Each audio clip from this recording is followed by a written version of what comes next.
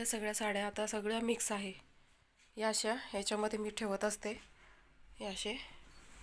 आता हे सगळे हे झाले आणि आता हे पण कमी पडत आहे. 4-5च आहे माझ्याकडे.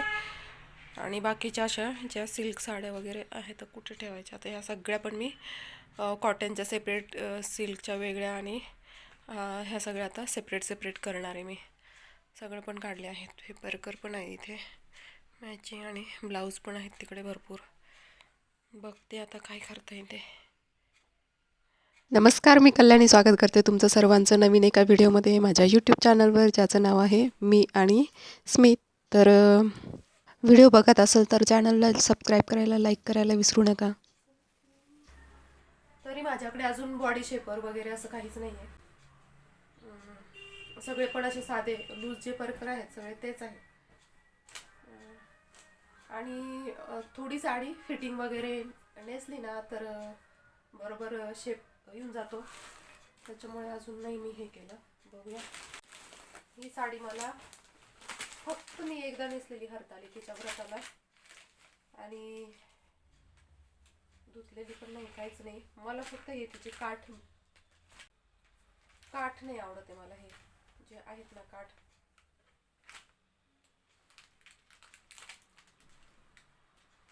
बघ ती पण साईडला काढून ठेवते. तिचा मी ड्रेसच शिवून टाकते शक्यतो.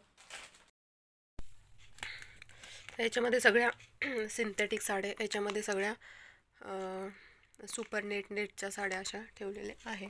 याच्यामध्ये पण वर्क आणि नेटच्या साड्या आहे. वर्कच्या साड्या आहे सगळ्या. याच्यामध्ये सिंथेटिक वगैरे साड्या आहे सगळ्या. इथे सगळ्या काठांच्या साड्या ठेवलेल्या आहे. याच्यामध्ये एक साडी टोटल हे 1, 2, 3, 4 आणि 5 असे भरलेले आहे. मी त्या साड्या बाजूला काढलेल्या आहे तिकडे. इथे इतक्या बाकी आहे अजून या ठेवण्यासाठी. हे कमी पडलं आहे कवर. आता अशाच ठेवते मोकळ्या.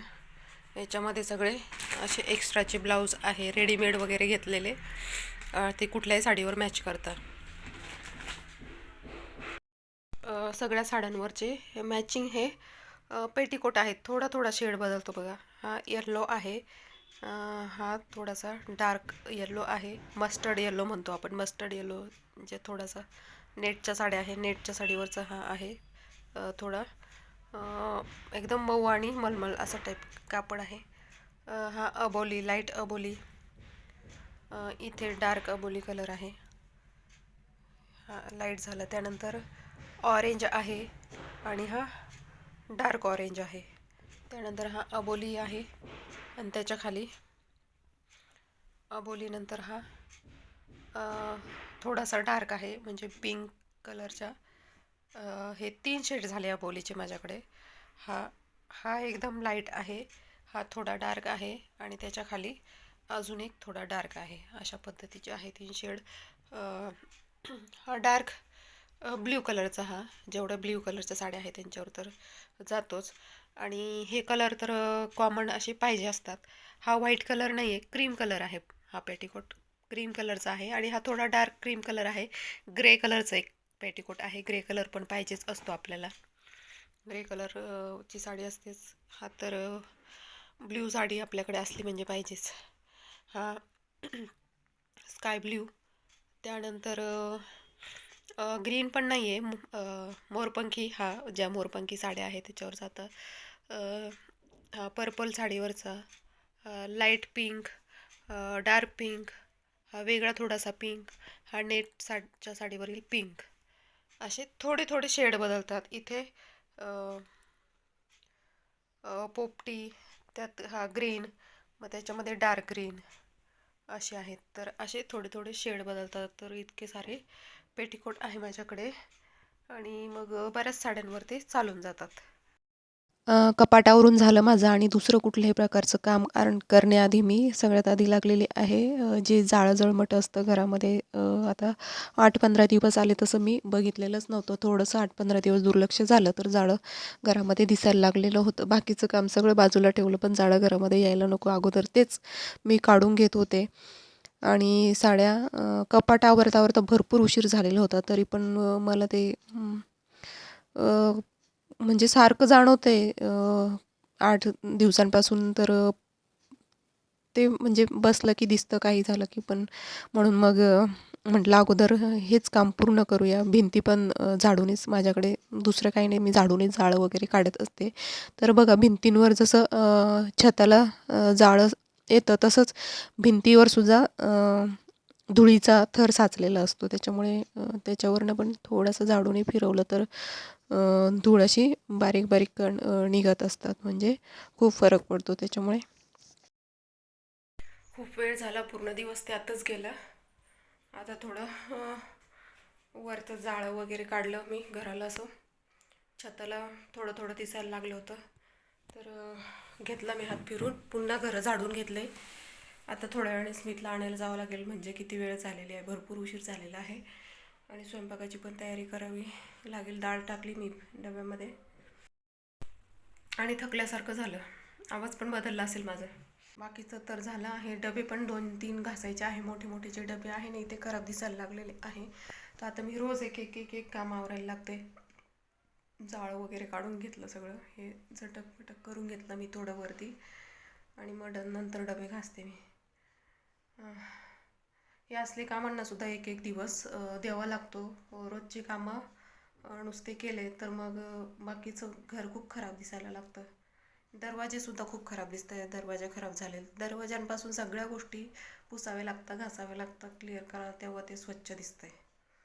नाहीतर खराब दिसतं. दळण पण दळायचं. दळण पण मी बघते, शनिवार वगैरे सुट्टीचा दिवस असतो स्मितच्या पप्पांना, तेव्हा जाते. नाहीतर मग एखादा दिवस बघते मी 2-3 दिवसांमध्ये. स्वयंपाकाची तयारी करते, कारण आज कोथिंबीरीच्या वड्या बनवायच्या आहेत, तर मग त्याला वेळ लागतो. चिरून व्यवस्थित मध्ये हे कणिक भिजवून वाफेवर होऊ द्यायच्या, तर बराच वेळ लागतो त्याला. तर मी आत्तापासूनच लागते. झाडझूड व्यवस्थित झाली, माझं जाळं वगैरे काढून झालं, कपाट आवरून झालं. आता ह्या बाजूचं जे कापडाच्या पिशव्यांमध्ये जे कपडे आहे रेग्युलर वापरायचे किंवा काही आहे असे कपडे, तर ते पण बघावे लागेल. त्यात पण काही कपडे आहे अजून. आता फक्त साड्या आवरल्या गेल्या, आता ड्रेस आवरावं लागेल. ड्रेस पण बघावं लागेल कोणकोणते आहे. तर असं दमल्यासारखं झालं. आता सकाळपासून स्मितला सोडून आले आणि अगोदर पटापट कपडे काढले आणि त्याच कामाला लागले की कपाट सगळे लवकर आवरून घेऊ. पण खूप उशीर गेला त्याच्यामध्ये झालं. आणि हे पण आवरून घेतलं, थोड्या थोड्या गोष्टी. कसं होतं की असं दिवसभर वगैरे नाही, पण रात्रीच्या वेळेला लाईट जेव्हा लावतो ना, तेव्हा कधीतरी असं जाळं वगैरे वरती दिसत असतं. रात्रीच्या लाईटमध्ये समजून येतं. मग ते आता काढलेलं आहे, बघूया पुन्हा रात्री दिसतं की काय. स्वयंपाकाला लागते. स्मित आला की चिडचिड करतो आणि त्याला झोपू नाही द्यायचं पुन्हा. सर्दी झालेली, मला त्रास होतो, सणसण करता, हे सगळं नसा वगैरे कानापर्यंत जास्त सर्दी झाल्यामुळे. कोथिंबीर धुवून बारीक चिरून घेतलेली आहे. आता मग मी मिरची आणि लसूण घालून बारीक करून घेते, वाटण करून घेते. आणि मग इथे चहा ठेवला आहे, पण कुकर पण लावला आहे. पण मी आता चहा नाही पिते, कारण की नुसती कणकण कालपासून काय माहीत नाही, दुपारनंतर ना एकदम जसं ताप आल्यानंतर हाडं वगैरे दुखतात, अंग दुखतं आणि खूप त्रास होतो ना, तसं असं एकदम ठणकतं आहे नुसतं माझं अंग, का माहीत नाही. एनर्जल घेते. गावाला जायचं होतं तेव्हा आणलेलं होतं सोबत नेण्यासाठी, स्मितला पण पाजू शकतो आणि आपल्याला थकवा वगैरे आला तर म्हटलं कामा येईल. पण विसरून गेलो, घरीच राहिलं ते. पण तसं काही गावाला जाणवलं नाही, थकवा वगैरे, फक्त सर्दी वगैरे तर जाण्याच्या आधीच झाली होती. मला सर्दीचा त्रास आधीच होत होता, पण मी सर्दीच्या गोळ्या कंटिन्यू घेतल्या 2 दिवस संध्याकाळी, त्याच्यामुळे इतकं नाही जाणवलं. आज सकाळी घ्यायला पाहिजे होती, म्हणजे आता इतका त्रास नसता होत, पण आता मला खूप त्रास होतो आहे. तर पिऊन घेते. स्मितचं शाळेतनं आलं, स्मितचं जेवण झालं आहे, स्मित बसला पुढे टी व्ही बघत. तर स्वयंपाकाला लागले, स्वयंपाक करते हळूहळू आणि त्याच्याकडे पण लक्ष देते. सर्दी झाली आहे, थकवा आला आहे, ताकद नाही राहिली आणि पुन्हा थंड प्यावं लागतं आहे. ताकद येण्यासाठी लिंबू जरी लिंबू पाणी जरी घेतलं तरी पण सर्दी वाढेल. काही पण थंड घेतलं की सर्दी वाढेल. काय करायचं.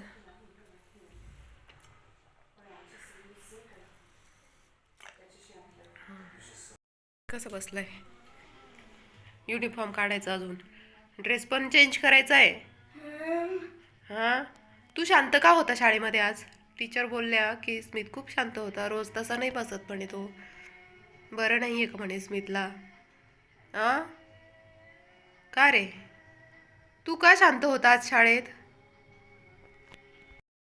स्मितने एक वेळ चिडचिड केलेली बरी, पण जर का तो एकदम शांत दिसला की मग भीती वाटते. शांत म्हणजे याला काय झालंय. खूप प्रयत्न केला. हे बघा गेलं बळस झोपून. काय करायचं. त्याला खूप झोप येते. तो ना असं खेळू शकत नाही.